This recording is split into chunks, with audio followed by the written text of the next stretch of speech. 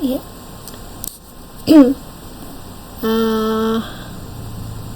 Halo, assalamualaikum warahmatullahi wabarakatuh.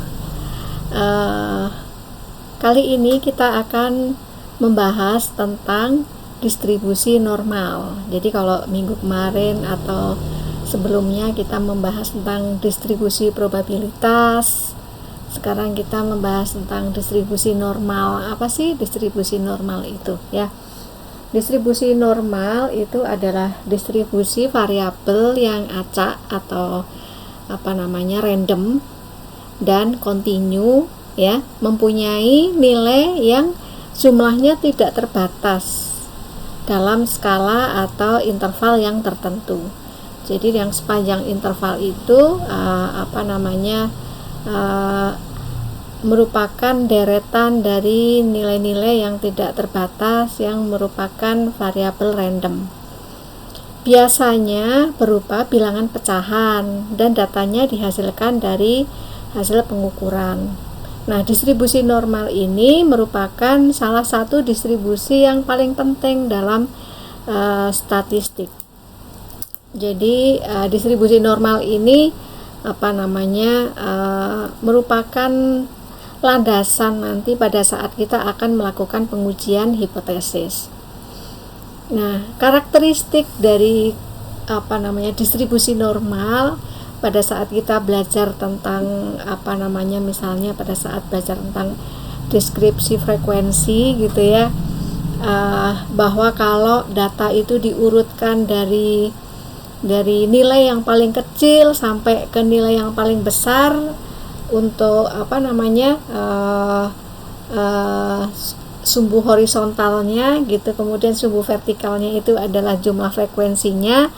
Kalau diurutkan seperti itu, kemudian dibuat histogramnya gitu ya, maka kurvanya akan berbentuk seperti genta atau lonceng.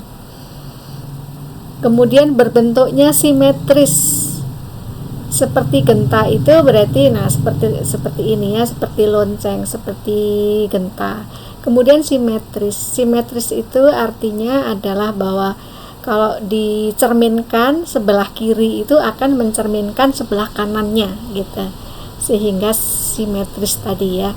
Kurva normal itu berbentuk asimptotis. Asimptotis itu artinya adalah bahwa grafiknya gitu ya, itu tidak memotong sumbu horizontal gitu. Itu adalah asimptotis. Kemudian kurva mencapai puncak pada saat X itu sama dengan mu gitu. Jadi mencapai puncak itu pada saat bahwa rata-ratanya itu sama dengan mediasinya sama dengan median, maksudnya sama dengan modus gitu. Dan juga luas daerah di bawah kurva itu adalah 1 atau 100% gitu ya. Setengahnya itu ada di sebelah kanan dan setengahnya lagi ada di sebelah kiri.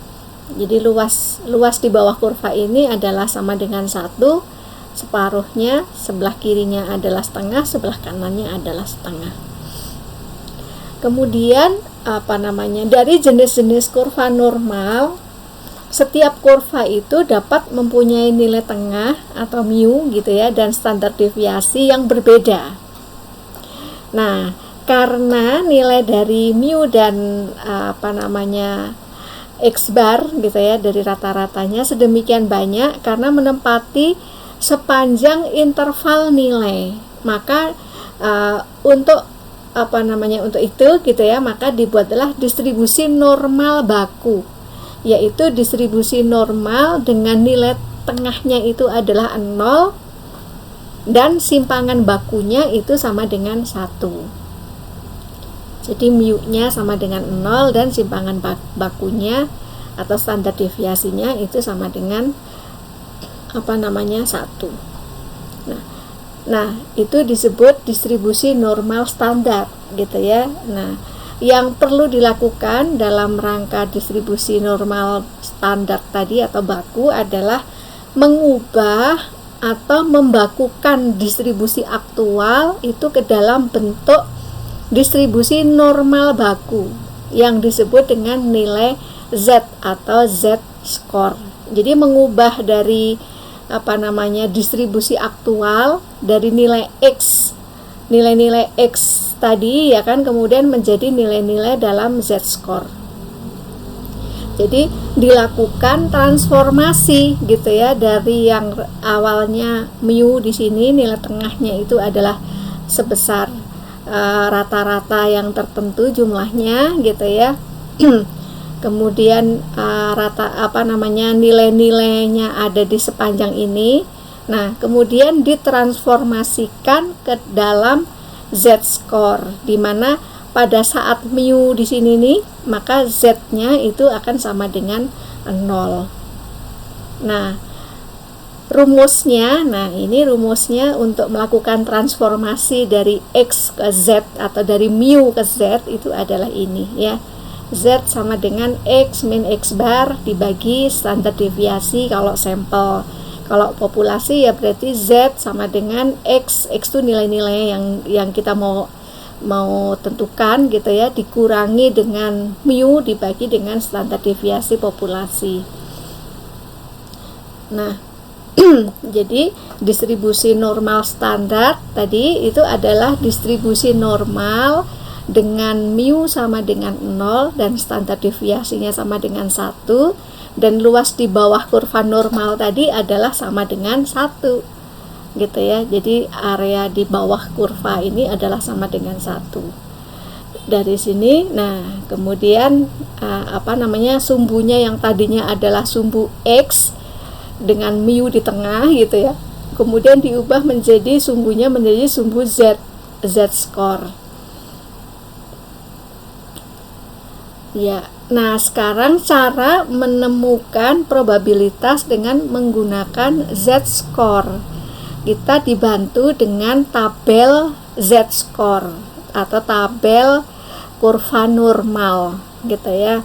Nah, ini dirancang hanya untuk distribusi normal standar yang memiliki rata-rata sama dengan 0, tadi mu-nya sama dengan 0 dan standar deviasinya sama dengan 1.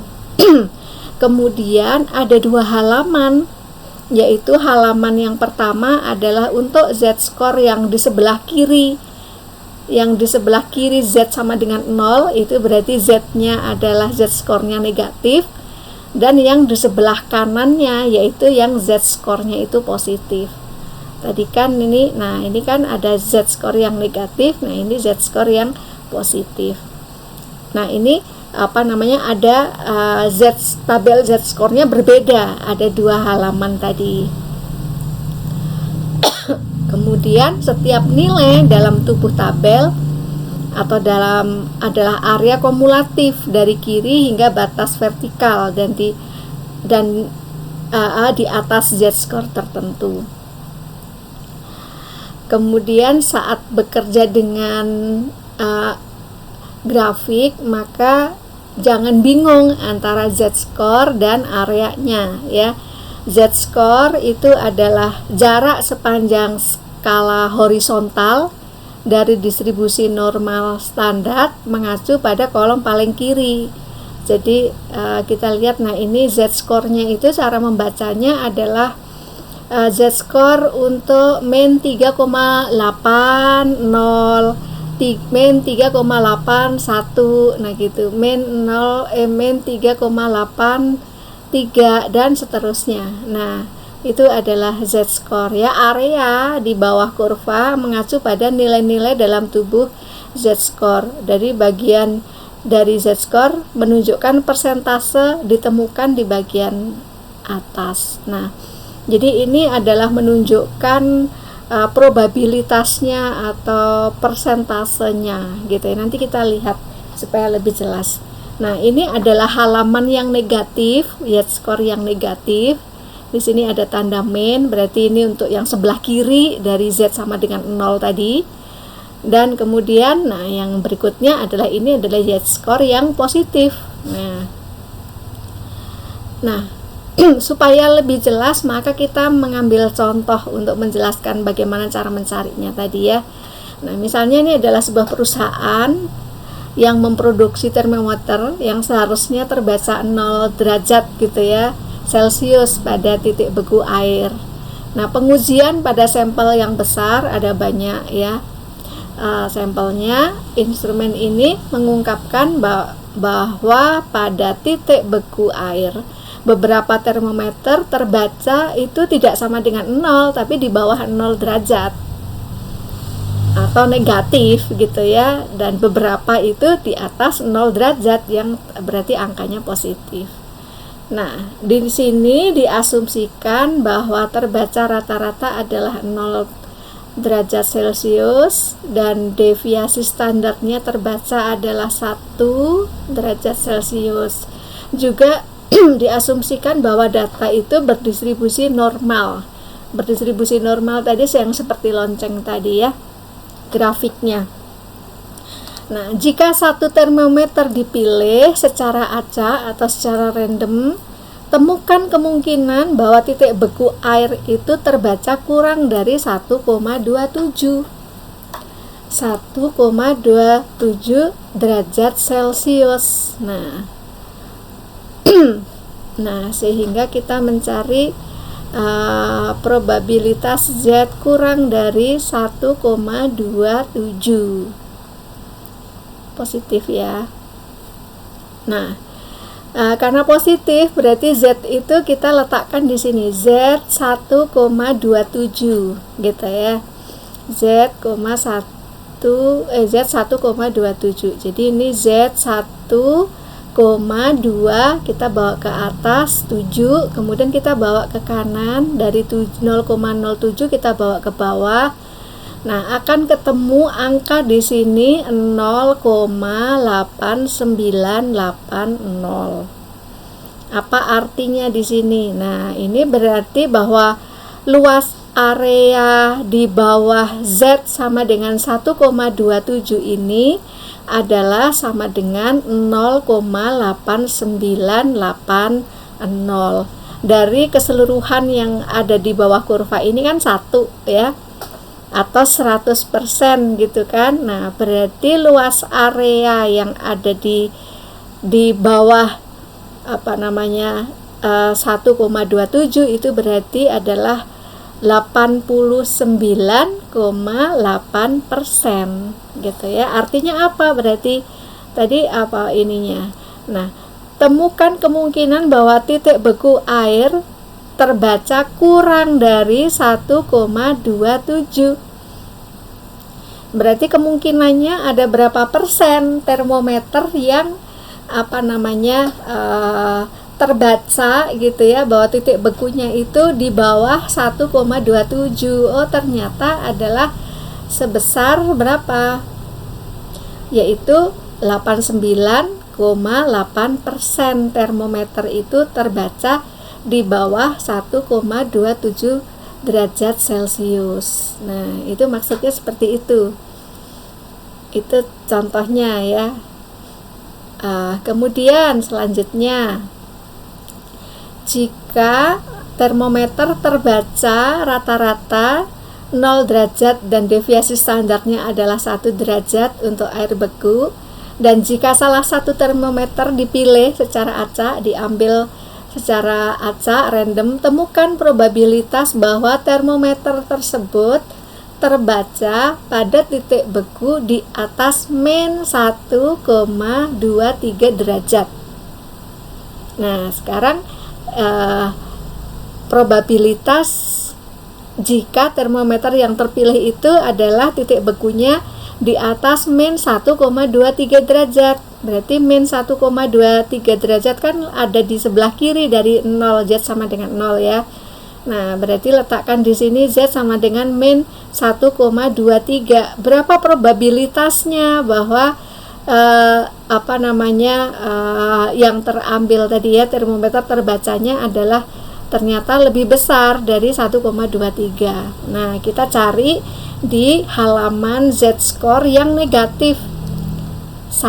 Min 1,23. Min 1,2 kita bawa ke kanan, kemudian 0,03 kita bawa ke bawah. Ketemu 0,1093. Artinya apa ini? Ya, artinya adalah bahwa kan kalau 0,1093 itu dari kiri sampai sebatas Z sama dengan min 1,23 ya. Padahal yang diminta adalah temukan probabilitas bahwa termometer tersebut terbaca pada titik beku air di atas min 1,23. Berarti di atas ini gitu kan, berarti di sebelah kanan. Nah, kita tahu luas di bawah kurva kan 1 ya. 1 dikurangi yang sebelah kiri dari Z sama dengan min 1,23, yaitu berapa tadi? Ketemunya di sini kan 0,1093. Nah, dikurangi 0,1093 sehingga sama dengan 0,8907. Nah, berarti apa artinya? Artinya adalah bahwa terdapat 89,07% termometer terbaca titik bekunya itu adalah di atas min 1,23 derajat. Nah, gitu maksudnya, seperti itu cara mencarinya ya. Nah, kemudian termometer dipilih secara acak lagi. Tentukan probabilitas terbaca pada titik beku air antara min 2 dan 1,5 derajat. Nah, berarti Anda mencari Z sama dengan min 2 dan Z sama dengan 1,5. Nah, dicari di tabel gitu kan, yang min 2,00. Nolnya di sini kan ketemu 0,0228. Nah, kemudian yang 1,5. Yang 1,5 juga Anda cari yang positif ya, halaman yang positif 1, ketemunya 1,9332. Nah,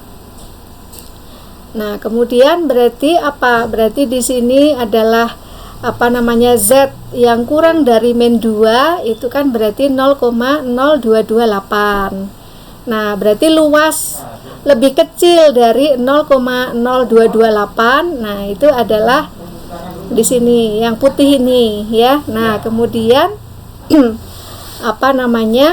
di sini yang Z sama dengan 1,5 itu kan sama dengan 0,9332. Nah, yang ditanyakan adalah titik beku itu di antara dua ini. Nah, berarti berapa? Berarti adalah sebesar berapa ini?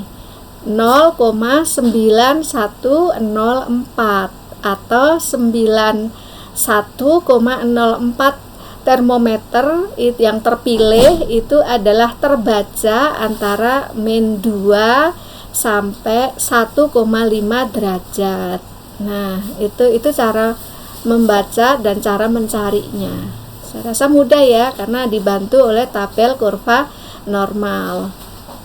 Nah, jadi notifikasinya kalau bentuknya seperti probabilitas Z antara A dan B gitu ya, lebih ke Z itu adalah lebih besar dari A dan lebih kecil dari B. Nah, itu menunjukkan ini Z-score berada di antara A dan B. Z lebih besar dari A, itu berarti menunjukkan probabilitas bahwa Z-score-nya lebih besar dari A.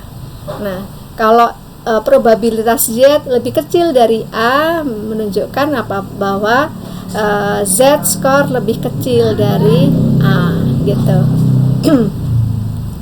Ya. Nah, menemukan Z-score diketahui probabilitas menggunakan tabel Z-score.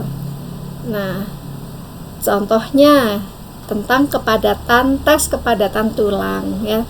tes kepadatan mineral tulang dapat membantu dalam mengidentifikasi keberadaan atau kemungkinan osteoporosis, penyakit yang menyebabkan tulang menjadi lebih rapuh dan lebih mudah patah. Nah, hasil tes kepadatan tulang biasanya diukur sebagai Z-score. Nah, tetap ya asumsinya adalah populasi Z-score terdistribusi normal, kemudian rata-ratanya sama dengan 0, kemudian deviasi standarnya sama dengan 1, sehingga hasil tes ini memenuhi persyaratan distribusi normal. Nah, temukan skor kepadatan tulang yang sesuai dengan probabilitas atau dengan persentil 95 gitu ya. Artinya temukan skor kepadatan tulang itu misalkan 95% terbawah dari 5% teratas. Nah, gitu. Nah, berarti kan ini ya 95% terbawah dan 5% teratas gitu kan. Nah, ini Z-nya berapa? Nah, gitu. Nah, kalau seperti ini berarti gimana caranya? Nah, caranya adalah Anda mencari di area ini. Di area ini kan ini berarti 95% atau 0,95. Nah, Anda mencari di sini nilai-nilai yang besarnya itu adalah 0,95 atau lebih besar atau lebih kecil dari itu. Kalau tidak ketemu yang besarannya itu sama persis, berarti cari yang mendekati, yang paling mendekati. Nah, di sini ditemukan ada dua yang mendekati ya, 0,9505 dan 0,9495 gitu kan. Nah, selisihnya ke 0,95 kan hanya 0,0005. Ini lebih besar, yang ini lebih kecil. Nah, kalau seperti itu, kemudian kita bawa ke kiri ketemu 1,6. Kemudian dibawa ke atas karena tidak ketemu angka yang persis, maka kemudian di antara dua ini kita bagi dua gitu ya, sehingga 1,645 gitu. Kalau ketemunya di sini ya berarti 1,655. Nah, misalnya kalau ketemunya di sini ya, kalau letaknya di sini. Nah, ini kan di sini ya, berarti 1,645. Sehingga Z-nya sama dengan 1,645. Nah, di sini 1,645. Gitu. Itu untuk mencari Z-nya. Tadi kan untuk mencari probability-nya. Ini diketahui probability-nya, luas areanya, ibaratnya begitu. Nah, pada Z berapa? Kalau yang tadi. Nah, ini ketemu diketahui areanya, luasnya atau probability-nya, sehingga Z-nya berapa sih? Nah, gitu. Gitu ya. Ya. Nah, ini kalau temukan skor tes kepadatan tulang yang memisahkan 2,5% terbawah dan 2,5% teratas gitu ya, yang memisahkan ya, berarti kan berarti luas yang ada di sini ini berapa?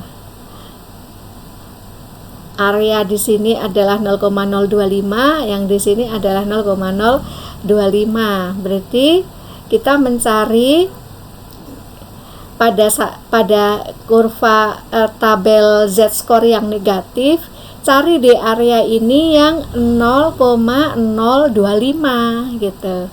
0,025 ketemulah di sini. Anda mencari ketemu di sini ya. Kemudian bawa ke kiri ketemu 1,9, bawa ke atas 0,06, berarti min 1,96.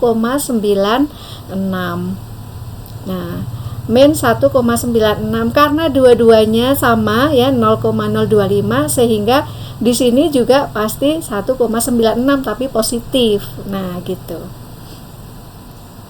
Nah, jadi seperti itu caranya mencari Z-nya. Kalau tadi mencari probability-nya ya.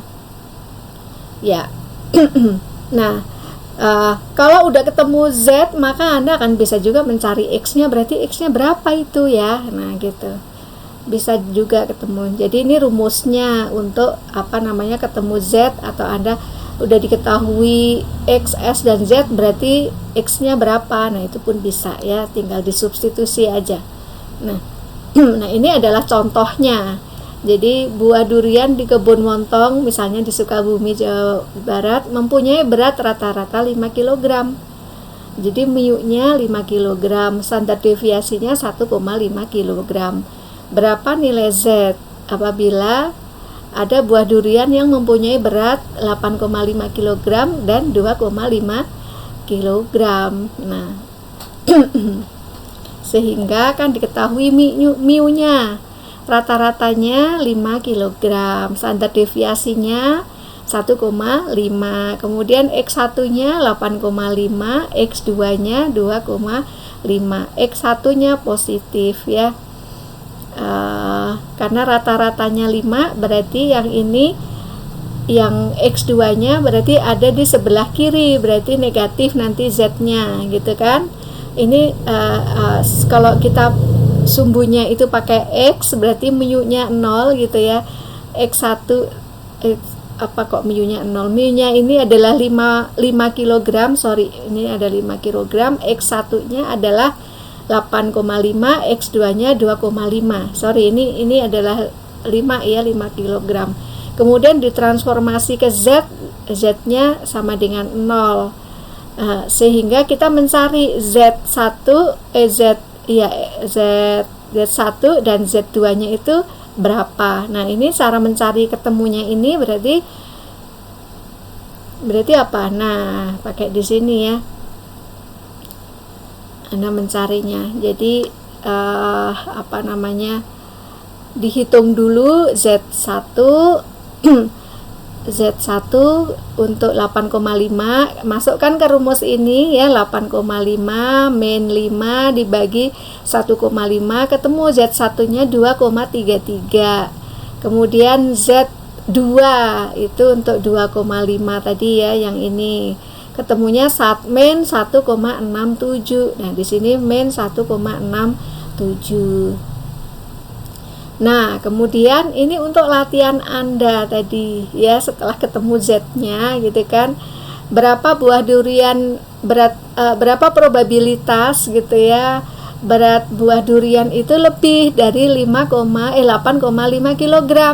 Nah, lebih dari 8,5 kg berarti yang apa? Anda mencari luas probability yang ada di daerah yang merah ini, berapa luas area merah yang di sebelah kanan ini gitu kan, Anda cari deh. Nah, berapa buah durian kurang dari 2,5 kg, berarti Anda cari yang luas area merah di sebelah kiri gitu ya. Ini cara membantunya ya. Kemudian berapa buah durian yang beratnya antara 2,5 sampai 8,5 kg, berarti probabilitas yang ada di daerah yang area hijau ini. Nah, silakan Anda mencoba untuk mengerjakan, kemudian dikumpulkan seperti biasanya pakai email ya. Selamat mengerjakan, selamat belajar. Semoga apa yang saya jelaskan ini Anda mampu memahaminya. Oke, terima kasih. Wassalamualaikum warahmatullahi wabarakatuh.